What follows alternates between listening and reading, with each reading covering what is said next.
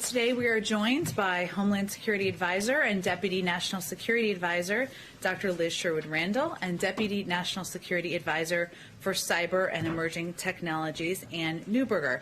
I know you all know who they are, so I'm going to skip the introductions so we have more time for questions. We have very limited time, but we'll try to take as many as possible. So with that, I'll turn it over to Liz.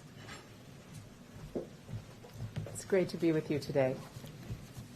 Thank you, Jen. I have an update for you on the Colonial Pipeline and what the Biden administration is doing to provide assistance through a whole-of-government effort.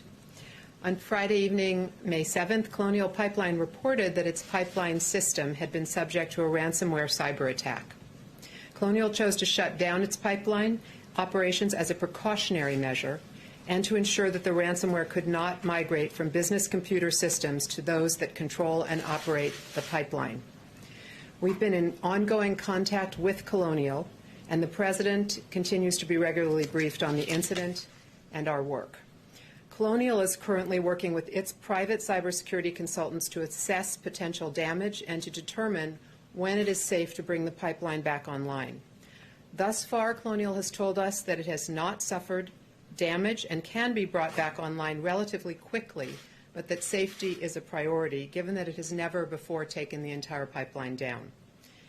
Beginning on Friday night, soon after we learned of the shutdown, the White House convened an interagency team that included the Department of Energy, which is the lead agency for incident response in this case, the Department of Homeland Security's Cybersecurity and Infrastructure Security Agency, or CISA, the FBI, the Department of Transportation, Pipeline Safety and Hazardous Materials Safety Administration, the Department of the Treasury, the Department of Defense, and other agencies. To give you a sense of what we've been doing together since that first meeting, we have met throughout the weekend. The Department of Energy's Energy Information Agency, or EIA, is in contact with state and local agencies to assess current supply and impacts due to the shutdown. DOE has also convened the oil and natural gas and electric sector utility partners to share details about the ransomware attack and discuss recommended measures to mitigate further incidents across the industry. DHS's CISA is preparing a release to go to the broader critical infrastructure community to ensure it has visibility into the ransomware attack, and it's taking appropriate measures to protect its networks. Colonial is responsible for safely returning the pipeline to service, and our role in the federal government is to take proactive steps to analyze the impacts of the shutdown on the delivery of gasoline, diesel, and aviation fuel in states that are dependent on the pipeline, and to identify federal options for alleviating supply shortfalls should they develop. For example, to help address potential supply disruptions, the Department of Transportation issued an hours of service waiver yesterday, which provides greater flexibility to drivers transporting gasoline, diesel, jet fuel, and other refined petroleum products across 17 states, as well as the District of Columbia. Right now, there is not a supply shortage. We are preparing for multiple possible contingencies because that's our job, especially on the Homeland Security team, and considering what additional steps may be useful to mitigate any potential disruptions to supply. This weekend's events put the spotlight on the fact that our nation's critical infrastructure is largely owned and operated by private sector companies. When those companies are attacked, they serve as the first line of defense, and we depend on the effectiveness of their defenses. To improve the cybersecurity of our critical infrastructure, the Biden administration has already launched a high-priority initiative to collaborate with our private sector partners to harden our defenses and to build our nation's resilience. And that is a perfect segue to my colleague Ann Neuberger, our Deputy National Security Advisor for Cyber and Emerging Technologies. Thanks. Thank you, Liz. Good morning, everyone. So building on Liz's comments, as you know, on Friday, Colonial shut proactively its pipeline operations as a precautionary measure to ensure ransomware would not spread to its sensitive operational networks.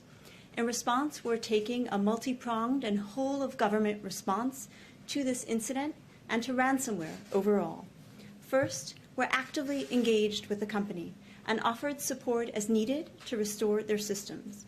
Right now, they've not asked for cyber support for the federal government, but we remain available to meet their cybersecurity needs. Second, we're aggressively investigating the incident and its culprits.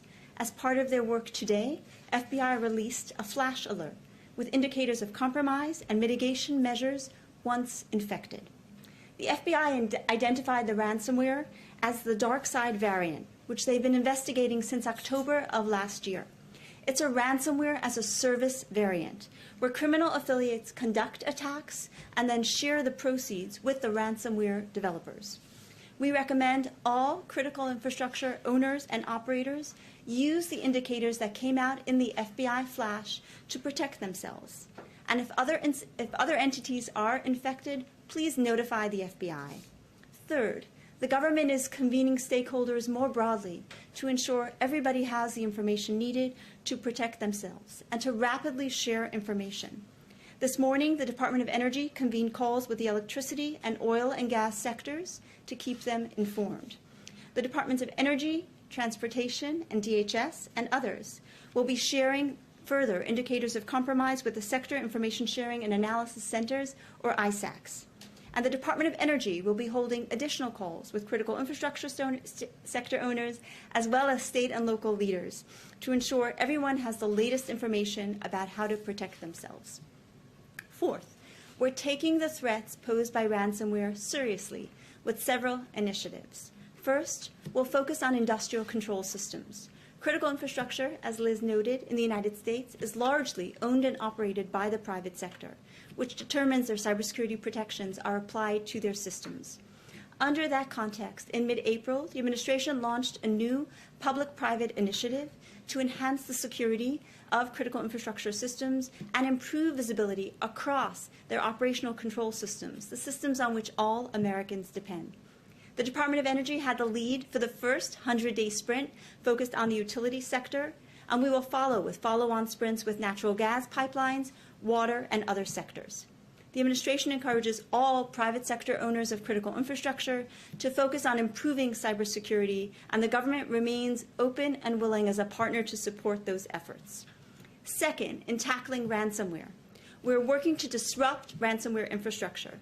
The FBI recently worked with international partners to disrupt two particular strains of ransomware, the Emotet and NetWalker strains. More recently, DOJ has established a ransomware task force to ensure it can better investigate and prosecute ransomware actors. Third, CISA is leading a counter-ransomware sprint, which is focused on helping small and medium-sized companies, who are often the targets of ransomware, better protect themselves. Finally, we're pursuing greater international cooperation. Ransomware affects countries around the world to address ransomware, because transnational criminals are most often the perpetrators of these crimes, and they often leverage global infrastructure and global money laundering networks. Indeed, to combat the exploitation of virtual currencies that are often used for payment in ransomware, the U.S. Treasury has also been leading international efforts, including driving development and adoption of virtual asset standards under the Financial Action Task Force. With those updates, I welcome your questions. Turning it over to Jen and Liz. Thank you for your time today. Okay, Amr, kick us off. Thanks. Just to clarify something, has Colonial paid any ransom, and has there been any advice on that? And then, secondly, is there any timeline for when Americans should be certain that this is going to be taken care of? People are getting ready. Memorial Day is not that far away, and everyone's concerned about their gas prices. What's the timeline on when this thing is going to be under control? Absolutely. I'll speak to the first, and then I'll turn it to my colleague Liz for the second. So first, we recognize that victims of cyber attacks often face a very difficult situation, and they have to just balance often the cost-benefit when they have no choice with regard to paying a ransom. Colonial is a private company, and will defer information regarding their decision on paying a ransom to them. Would the administration offer any advice on whether or not to pay a ransom? So typically that is a private sector decision, and the administration has not offered further advice at this time. Given the rise in ransomware, that is one area we're definitely looking at now to say what should be the government's approach to ransomware actors and to ransoms overall. Liz? So on the issue of gas prices, as I indicated, right now there are no supply disruptions, and the Department of Energy's information agency, the EIA, is doing the analysis right now about potential supply disruptions and what price effects that could have. And we're working with other agencies to consider how, if necessary, we can move supplies to a place where it might be needed if it turns out that there is a shortfall. India? Thank you, Jen. My question is just a follow-up on what Anna was asking. Has the White House broadly considered advice for companies who are victimized by, in such incidents going forward? Is there any advice that you're considering when it comes to paying ransom in the future? So that's a really good question. The first and most important advice is secure your systems. In this case, the ransomware that was used is a known variant. The FBI has investigated many cases of this in the past, as I noted, beginning in October. So the first and most important thing is to ensure that systems are patched and that cybersecurity is maintained at the level needed in a given network. We want to see ransomware not be successful, and that begins with greater resilience, particularly in critical infrastructure networks. And another question, you mentioned perpetrators are usually transnational criminals. Do you have any information on whether this particular incident has any ties to Russia or other Eastern European criminals? At this time, we assess that DarkSide is a criminal actor, but that's certainly something that our intelligence community is looking into. Yeah, can I ask a little bit more about DarkSide? What do we know about them? Is there any retaliatory measures that have been taken or are being considered by the U.S. In response to this or the pending investigation that you mentioned that dates back to October? Absolutely. So I mentioned that DarkSide is a ransomware as a service variant. It's a new and very troubling variant where it's essentially provided as a service and the proceeds are split. So in that way, it's something that we're particularly troubled by. And I mentioned as well that the FBI has recently worked with international partners to take down and disrupt ransomware infrastructure. We expect that that will be a continued focus area to make it far more difficult for these actors to prey on their victims. And even though you're treating it as a criminal act, are you saying it's state-sanctioned, or is there suspicion that it's state-sanctioned, or do we just don't know right now? As I mentioned a moment ago, currently we assess DarkSide as a criminal actor, but of course, our intelligence community is looking for any ties to any nation-state actors, and if we find that further information, we'll look into it further. You're not blaming a particular country right now for No, pulling we're not. strings? David? Thanks very much, both of you, for doing this. First, Anne, just to clarify on what you said on ransomware, the FBI has for years advised people not to pay it. I didn't quite hear you say that, so I wondered whether or not you're reconsidering the advice the FBI has given across many administrations. And both you and Liz both mentioned the concern that the ransomware may have revealed some kind of data that would then move over to the operational side, or put malware in that could move to the operational side. We don't have a lot of understanding about what that concern is. Did you see in the early parts of the investigation that there was malware on the IT side that could be moved to operational? Was it simply that they froze up their ability to bill and move the fuel, which has been one theory, or that they simply learned information that would allow the ransomware operators to later on be able to get access to the main operational side? Thank you, David. So I'll begin and then, of course, turn it over to Liz if she'd like to add anything. So first, thank you for highlighting. The FBI has provided advice in the past that paying a ransom would encourage further ransomware activity and is so troubling. We recognize, though, that companies are often in a difficult position if their data is encrypted and they do not have backups and cannot recover the data. And that is why, given the rise in ransomware and given, frankly, the troubling trend we see of often targeting companies who have insurance and may be richer targets, that we need to look thoughtfully at this area, including with our international partners, to determine what we do in addition to actively disrupting infrastructure and holding perpetrators accountable to ensure that we're not encouraging the rise of ransomware. And to your second point regarding the concerns on the connection between the information technology and the operational technology side of a network. The operational technology side of the network is the part that actually drives control of a pipeline, for example, and as such, it is the more sensitive part.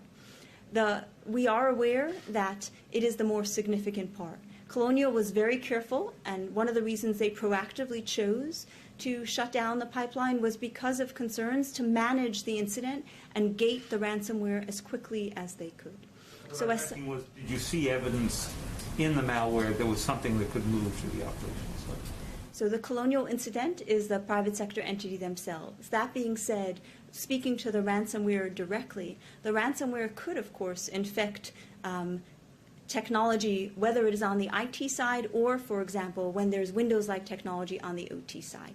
In this case, I won't speak to details here because it's subject to an investigation, and those details are held within that investigation. But it certainly is a concern we have in the case of ransomware, and why quickly and effectively gating the spread of the ransomware is always the first area of priority. We can do Kelly until they got to be quick, though, because we have short timeline. Go ahead. Can you explain to us if you believe that this, since it's criminal in your judgment now, that there's a financial motive there, but do you believe that there was a desire to try to penetrate a kind of system that has such huge implications for the U.S. economy and so forth? And how does that create concern for other kinds of systems, the electric grid, whatever it might be, other energy companies? Or was Colonial just a rich target because they could financially pay potentially? Do you see this as being about the infrastructure more than just the financial incentive? We don't have further information about the intent of the perpetrators when conducting the ransomware hack against Colonial. However, as you know, ransomware affects broad sectors, and clearly criminals have learned that those sectors, one of the key sectors we saw during the COVID pandemic was the hospital sector that was affected by ransomware. Clearly, we see that criminal actors have focused on the more vulnerable victims, state and local governments, schools, critical infrastructure, and that is why coming up and addressing ransomware with great vigor is a key priority of the administration, because we're very concerned about the growth in ransomware and the impact it has both on small and medium businesses as well as the state and local governments in the United States and around the world. Just two quick ones. Do you guys consider this attack ongoing, or has the malicious actor been removed? And just to follow up on something you said, that they have not, Colonial has not yet asked for cyber support. Does that create a problem in terms of your ability to respond, or just federal government's ability writ large to get a grasp or handle on what's happening? The details regarding the actual incident are being currently investigated by the FBI. Colonial has noted in their public statement that they've worked to control the spread of the ransomware and are actively working to bring back up their network, and they're at the remediation phase. So we are happy to see the important progress that they made there. And I'm sorry, what was your second question? You said that the company has not yet asked for cyber support. Does that create a problem for the U.S. government's ability to respond or get a handle on what's exactly happening when a private entity is not requesting support in that capacity? Our goal is ensuring that the support is available so that any private sector entity who is experiencing a cyber hack can turn to the government for remediation assistance and technical assistance. We judge that the company said that they have adequate support, and they noted in their public remarks that they're using a third-party service, that they feel they're making adequate progress with their own resources. And we know we're standing by, but we're happy that they are confident in their ability to remediate the incident and rapidly recover to meet the needs of their customers in this current environment. Thank you both so much. I'm sorry they have to run to another meeting as they go around the world. Thank you you. both for coming. Thanks. Thanks, guys. Okay. I know we also have a hard stop because of the president's remarks, just keeping you busy on a Monday. Just a couple of other small things at the top. Tomorrow, President Biden will meet with a bipartisan group of governors to discuss innovative ways governors are working to get the people in their states vaccinated. The bipartisan group will share with the president some best practices on promoting access to vaccination, building confidence in vaccines, and ensuring that everyone is reached in the vaccination response. He will also acknowledge the instrumental role Democrats, Republicans, and independents have played in the vaccination efforts thus far, including helping deliver 220 million shots in the first 100 days of his presidency. And he will also discuss how this continued partnership with governors is critical to meeting the goal of achieving 70% of our adult Americans having one shot and 160 million Americans fully vaccinated by July 4th. The meeting will include Governor Charlie Baker of Massachusetts, Utah Governor Spencer Cox, Ohio Governor Mike DeWine, New Mexico Governor Lujan Grisham, Maine Governor Janet Mills, and Minnesota Governor Tim Walz. Amr. Thanks. Is there any reaction to the intensifying clashes in Israel? In the last couple hours, it's just gotten worse. I know Jake Sullivan was on the phone over the weekend with his counterpart. But is the president at this point getting involved? What's the next step forward? And then if I could just, I know we're tight on time. Second question, any readout on the president's remarks in the Bucharest 9 Sure. meeting? Let me start with the first, and I'll go to the second. We are continuing to closely monitor the violence in Israel. We have serious concerns about the situation, including violent confrontations that we've seen over the last few days, as you noted, an escalation earlier today. You also noted, Amr, that in a call over the weekend with his Israeli counterpart, our National Security Advisor Jake Sullivan reiterated concerns about the potential evictions of Palestinian families from their homes, and they agreed that the launching of rocket attacks and incendiary balloons from Gaza towards Israel is unacceptable and must be condemned. So this is something that our national security team is closely monitoring, obviously across government. Certainly the president is kept abreast and is watching closely as well. And on your second question, this meeting, if we haven't put out a readout yet, we will shortly. Let me give you just a couple of highlights here that I think I have available. One moment.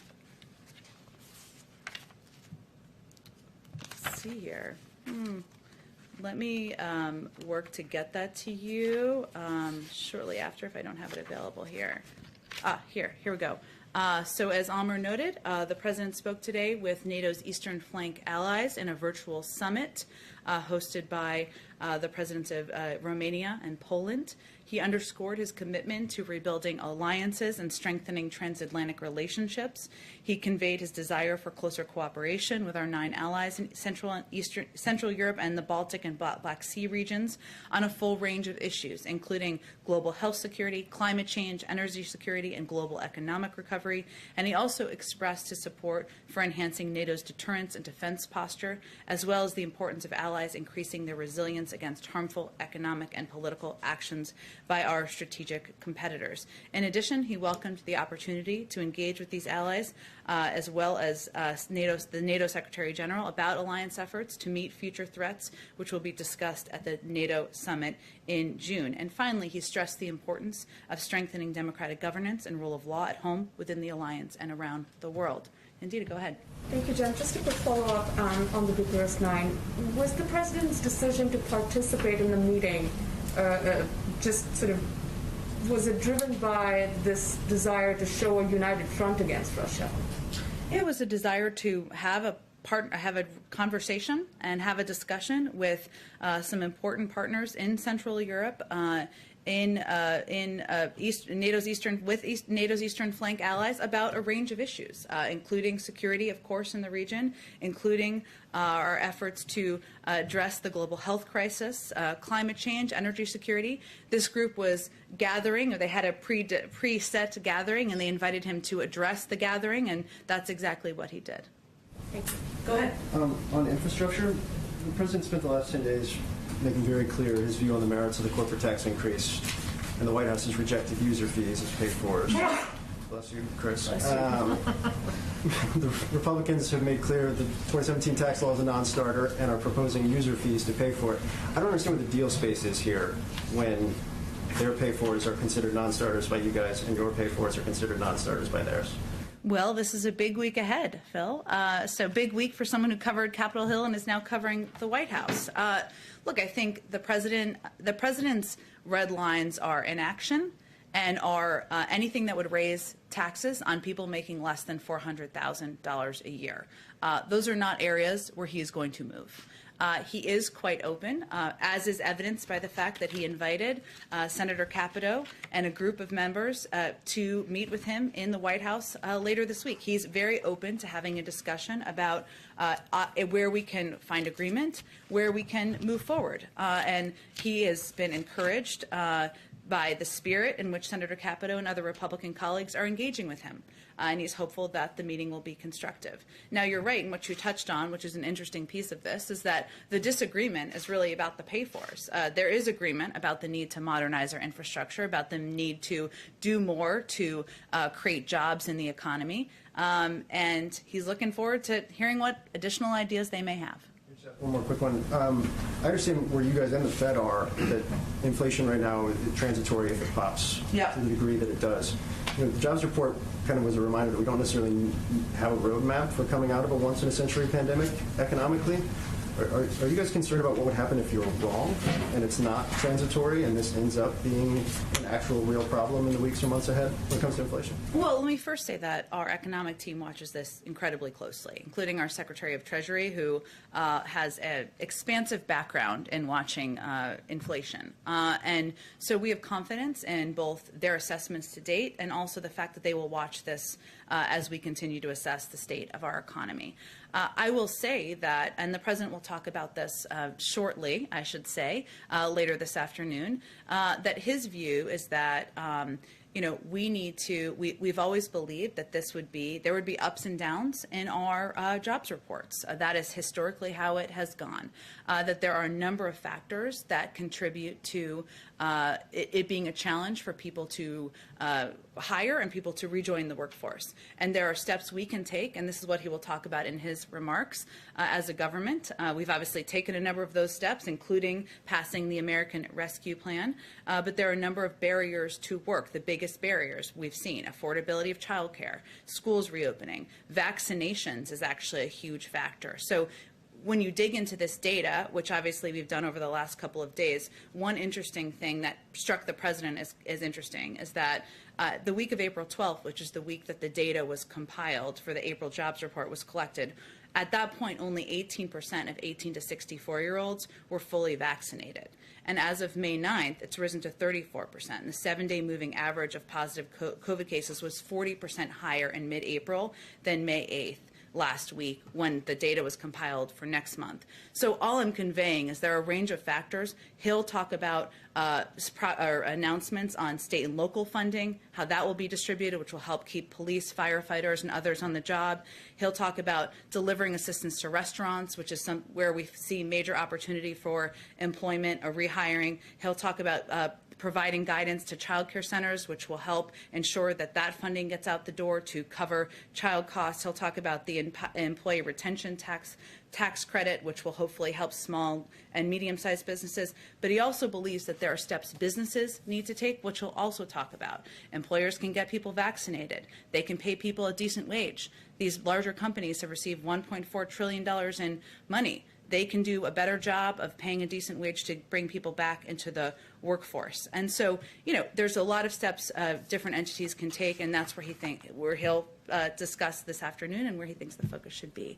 Go ahead. Thank you. Two topics really quick. First, on ethics waivers. The White House apparently had ethics restrictions that were preventing officials who work here from communicating with the unions they worked at previously, and they waived them for somebody at OMB and somebody at the Made in America office. And I'm curious why that happened. Well, first, since you gave me the opportunity, I will reiterate that this administration the President signed an executive order requiring all appointees across the federal government to sign the most stringent ethics code ever adopted by any White House. So as you referred to, in the narrowest circumstances when necessary and in the public's interest, the order authorizes agencies to grant limited waivers in consultation with White House counsel's office, including in the cases you're citing. President, of course, has stood strong for unions throughout his career, and he's proud to have leading labor voices in the White House. And there are circumstances, very, very limited, where it is in the interests of governing, in the interest of getting work done for the American people, to issue these waivers. And then on the economy, so employment only rose by about 266,000 jobs in April out of 7.4 million or so job openings. How does the White House know that people are just choosing not to apply for jobs because the extra unemployment benefits are so good? Well, first, let me say that we have looked at the data, and Secretary Yellen referred to this on Friday, or talked about this on Friday. we don't see much evidence that the extra unemployment insurance is a major driver in people not rejoining the workforce. We actually see the data and our analysis shows that lack of vaccination, the lower rate, which is why I referred to the data and the week that it was taken, it has an impact. Child care has an impact. Schools reopening has an impact. But there is also the need to pay a livable working wage. And that's one of the reasons the president will talk about that this afternoon. But as Bank of America economists who are cited in a Bloomberg story say, anybody making less than $32,000 a year is better off financially just taking the unemployment benefit. So is the White House creating an incentive just to stay home? Well, again, the majority of economists, internally and externally of the White House, don't feel that unemployment insurance, something that was done at a time where to help unemployed people get through a very difficult economic downturn during a pandemic, is a major driver in our unemployment data. That there are other factors, bigger factors, that have been contributing to the numbers we saw on Friday. That's what we're working to address, and that's where we think our solution should be focused. Just last one really quick. The Commerce Secretary says the main reason that people are staying home is fear. How does the White House know that people are scared? What is that based on? Well, I think what she was referring to is the fact that there was a much lower vaccination rate just a month ago, and that people are fearful about getting sick. They are fearful about whether they're going to have the conditions to be healthy, whether they can send their kids to a child care center, whether there is a child care center. So those are all factors that are consistent with the examples and reasons I just provided. Go ahead, Josh. You mentioned that you're monitoring inflation and that with the jobs report you expect this sort of, lumpy reports from month to month. Do you expect the same thing with the inflation report? Is the White House bracing for kind of an eye-popping top-line number given the base effects that it will be going off of, or are you not sort of cautioning that? Are you worried people will overreact to the one number that will come out Wednesday? Well, obviously our analysis is going to be done by our economic experts. They continue to convey that they believe the impact will be temporary, transitory, however you want to refer to it. But they're looking at it closely, but I don't have any projections on that to make from here today. Can I ask a little bit more about vaccinations? The average has dropped from about 3.4 million 4 weeks ago a day to about 2 million. It looks like it's sort of leveled off there, declining steadily. Is that where you expect it to continue? Do you expect it to keep coming down?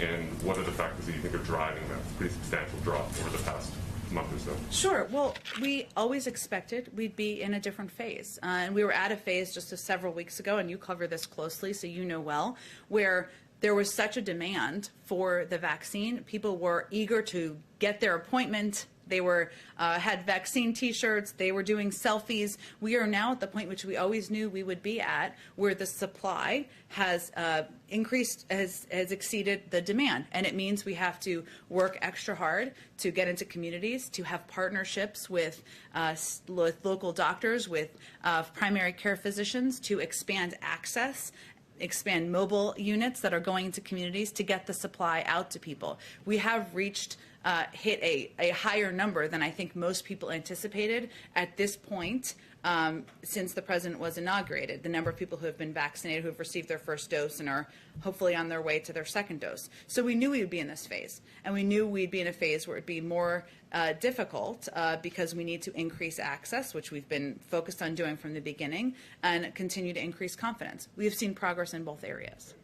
2 weeks ago, the 10 million doses of AstraZeneca that were being reviewed by the FDA. Do you have an update on that at all? Are they still reviewing it? They are still reviewing it. We don't have an update quite yet, and we're working to hopefully have more for you on what how our approach and what our assessment will be of how those doses will be distributed. Well, quick housekeeping. Tomorrow's meeting, Governor, is that virtual or are they all coming? Virtual. Virtual meeting. Yeah. Can you give us finally a sense of whether you're considering easing travel restrictions, particularly to Europe or whatever, for vaccinated people? Where's the U.S. thinking on that? I don't have anything to preview on that at this point in time. Go ahead, David. Back to this interesting question on the unemployment benefits. One suggestion the Republicans have been making is end those benefits earlier than the current plan, which I think is the end of September, and use that money to go into infrastructure. Is that being taken up by your side? I'm certain they will bring many ideas to the meetings later this week. That may be one of them. But again, I think it's important to note that we don't see the unemployment benefits as a major driver in the jobs numbers. We see there being a number of other factors that have a larger impact, including the pace of vaccination just a month ago, the child care impacts, the need to get more money out into state and local communities. So that's where our focus is going to be. And for us, it's important that we continue to remain solutions oriented on areas where we feel can be most beneficial to the economy and not be moved by talking points. Go ahead. Yeah, thanks, Jen. The White House sent out earlier that the president's meeting later today with Senator Harper and Senator Manchin. I was wondering if you could just give us a preview of what they plan to discuss and why those two senators in particular were invited, or able to be virtual. I don't know. Sure. Well, I would expect the president will have, you already know, he has a number of meetings scheduled this week, one with a bipartisan bicameral leadership meeting on Wednesday. He also has the meeting with Senator Capito and a group of Republican senators on Thursday. So these are just examples of two senators, additional members he'll be meeting with to discuss the American Jobs Plan, discuss the path forward, and I'm not sure we'll have a big readout afterwards, but it's just a part of his ongoing outreach. And then given just what you said, you know, what a big week it is, he has so many meetings with so many lawmakers, is this sort of, I guess like a defining week, would you say, for how things are going to proceed on the jobs plan, the families plan? Is the White House sort of, you know, setting any kind of deadline? You've mentioned Memorial Day as a time to see progress. I'm curious, you know, where you kind of go after this week, given all the meetings that are scheduled. The president would still like to see progress by Memorial Day and would like to sign the bills into law this summer. That hasn't changed, but we don't have a new deadline. But of course, a number of meetings, and the Senate's back, and there'll be all sorts of conversations happening this week. Sorry, Kelly, go ahead. Do you get a sense that as the president's going to have his first meeting with Kevin McCarthy here in that leadership meeting you talked about, obviously the House Republicans have some of their own internal matters going on. Mm-hmm. Does the president think any discord they are having has an influence or comes into the meetings that he will have with leadership? Does that affect how he views sitting down with them at all? No. The president knows that there is some introspection going on in the Republican Party right now, and a determination about who they're going to be, who they want to lead them, and what they want to represent moving forward. He's not going to focus on that. He also believes that the American people did not elect him to accept improbability or impossibility of working in a bipartisan manner. So the role he can play as President of the United States is to continue to seek ways to work together. And the fact is, we are continuing to work, even with the family excitement that's happening on the other side of the aisle. We are continuing to work with Republicans on a range of issues. National security. We passed our we confirmed our cabinet in a faster pace since Reagan. We're working to increase our competition. There are a lot of ways we're working with Republicans, even as they're determining who they are moving forward. Go ahead in the back. Thank you, Jen. Both German Chancellor Merkel and French President Macron have expressed their concerns over U.S. policy towards vaccine. They've basically been underlying the need for more exports, be it for the vaccine itself or the components. Does the President understand their frustration? And more broadly, do you think he underestimated the negative reactions around the world? Well, let me first say that the President's commitment to a global COVID-19 response has been steadfast and consistent since day one, when we made the decision to rejoin the WHO. We understand that the virus knows no borders, that it is important for the United States to continue to play a central role in addressing the global pandemic. We've invested more than any other country in COVAX, and we're pushing other countries to invest more in the program to get vaccines to developing countries. We're working to boost global production through partnerships like the Quad Partnership. Moderna and Pfizer have announced plans and intentions to increase supply and get it out to the global community. And of course, we've announced that we are going to share 60 million doses, 10 million of which, as Josh referred to or alluded to earlier, will be hopefully approved by the FDA soon. So there's no question we're playing a role. We will continue to play an increased role in efforts to address the pandemic and get the pandemic under control. Go ahead in the back. Thank you, John.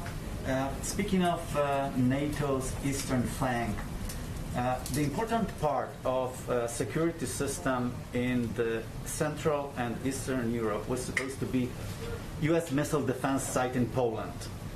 The project stalled during the previous administration. It has been delayed twice. Is President Biden committed to completing the project?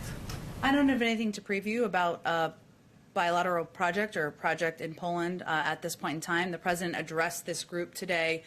He provided remarks, obviously a group of 9 countries, so it was not focused on one particular country, even though I know the president of Poland was a co-host of the event. I can certainly follow up with our national security team and see if there's more to report.